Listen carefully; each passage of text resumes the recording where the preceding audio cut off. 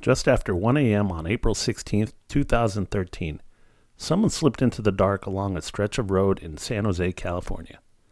They did not target people. They did not try to detonate explosives. They did not spray bullets randomly into the night. Instead, they cut communications first. Then they took careful positions. Then they fired with calm, technical precision. In less than 20 minutes, they disabled one of the most critical electrical substations in the United States. They left no fingerprints, no manifesto, no claim of responsibility. And to this day, no one has been arrested. Some experts have quietly called it a dress rehearsal. The question is, for what? This is Still Unexplained, brief explorations of unsolved mysteries. My name is Mark. Tonight we're examining an attack that briefly flickered across national headlines and then dimmed, but fundamentally changed how the United States protects its power grid. An attack so disciplined that former officials described it as professional grade. An operation that lasted less than an hour and officially remains unsolved. The night the grid was tested. The Metcalf Transmission Substation sits just outside San Jose near Highway 101. It does not look dramatic. No towering cooling stacks, no glowing reactors, just rows of large transformers behind chain link fencing. But those transformers are critical nodes in the electrical grid that feeds Silicon Valley. Data centers, hospitals, financial institutions, research labs, infrastructure that quietly runs modern life. Just after 1 a.m., someone lifted several heavy manhole covers near the site, each weighing approximately 75 pounds, roughly 34 kilograms. Inside the underground vaults were fiber-optic cables. The attackers did not hack them digitally. They cut them physically, specifically. The cuts disrupted landlines, cell service, and emergency 911 communications in the immediate area. Not for hours, but long enough. This was not vandalism. This was preparation. Then at approximately 1:31 a.m., gunfire began. Over the next 19 minutes, more than 120 rounds were fired. The weapon used was a 7.62 by 39 millimeter ammunition commonly associated with AK-style rifles. The shooters were positioned over 100 feet away, roughly 30 meters behind a chain link fence. They did not fire at control rooms. They did not fire at visible equipment randomly. They aimed at the cooling fins of specific transformers. These fins are thin metal radiators designed to dissipate heat from thousands of gallons of insulating oil inside the transformers' tanks. When punctured, the oil does not explode. It drains, slowly, methodically, without immediate fireworks. Out of approximately 120 shots, around 110 struck their intended targets. That is not panic shooting. That is targeting. By 1:50 a.m., the gunfire stopped. Witnesses later reported seeing a flashlight blink once in the darkness, and then nothing. Police arrived roughly 1 minute later. Investigators recovered 100 shell casings. Each had been wiped clean. Nearby, they found small piles of rocks that appeared to have been arranged as stabilizing fire positions. The shooters knew their angles. They knew their distances. They knew exactly which components to hit to cause maximum damage without triggering an explosion that would immediately draw massive attention. The attack cost Pacific Gas and Electric tens of millions of dollars in repairs and replacement. But the grid did not collapse, and that fact complicates everything. So why did Metcalf matter? That substation was not random. It connects transmission lines that support Silicon Valley.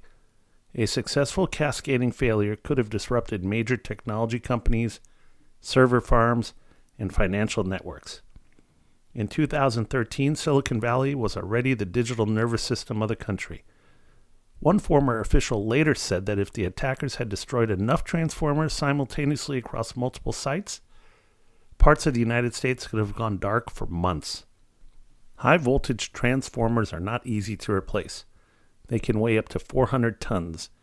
Many are custom-built overseas. Replacement can take months or even years. which raises a difficult possibility. The attackers did not try to maximize destruction that night. They tested something. 6 months before the attack, a government-sponsored report by the National Academy of Sciences outlined vulnerabilities in the U.S. power grid. It discussed how a coordinated attack on a small number of critical substations could trigger nationwide cascading outages. It mentioned transformers. It mentioned cooling systems. It mentioned the difficulty of rapid replacement. The report was public. Some analysts believed the attackers used it as a blueprint. Whether they were foreign intelligence operatives or domestic actors, the uncomfortable truth is this: the vulnerabilities were openly documented. John Wellinghoff, the chairman of the Federal Energy Regulatory Commission, visited the site. Experts with military experience examined the damage. Their assessment was sobering. This looked like a trained targeting operation. The shooters maintained distance. They avoided detection. They cut communications first. They timed their exit. 19 minutes is an eternity in tactical operations. It is also incredibly short if you know exactly what you're doing. The attackers stopped firing before police arrived. Not seconds before, 1 minute before.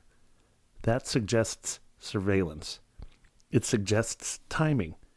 It suggests discipline. Despite the sophistication, the FBI publicly stated it was not terrorism. There was no claim of responsibility, no ideological message, no propaganda video, no manifesto. The Bureau suggested the possibility of a disgruntled insider with technical knowledge. But that theory struggles to explain the level of coordination and the communications cut. It also does not explain the second incident. In August 2014, someone broke into the Metcalf substation again. No gunfire this time. They bypassed security systems installed after the sniper attack. They stole documents. Among them were materials related to GridX-2, a nationwide simulation exercise designed to test grid security vulnerabilities. Those documents were never recovered. If the first attack was reconnaissance, the second was information gathering. That is not random. That is curiosity with intent. So what were they really testing? Several theories persist. Theory 1, foreign intelligence reconnaissance. The idea here is that a nation-state actor wanted to test U.S. response times, law enforcement coordination, repair logistics, media reaction, political response. If that was the goal, the attackers succeeded. They learned how long it took for police to arrive. They observed how quickly repairs were made. They measured how public the event became. Theory 2, domestic extremist rehearsal. Some analysts believe this could have been a dry run for a larger domestic attack that never materialized. In that scenario, Metcalf was a proof of concept. Theory 3, criminal opportunism. This is the least satisfying explanation, that someone with technical knowledge simply wanted to cause damage without larger strategic motive. The precision argues against that. Theory 4, a warning. Not an attack meant to cripple, an attack meant to demonstrate capability. Sometimes power is not about flipping the switch. It's about showing that you can. There is something psychologically unsettling about the Metcalf attack. It was quiet. There were no casualties. There was no mass panic. No televised catastrophe. And yet, it revealed something fundamental. Modern civilization runs on infrastructure that is physically vulnerable. Not cyber, not digital, physical. Rifles, knowledge, patience. The attackers did not need explosives. They needed line of sight and time. So why does this still matter?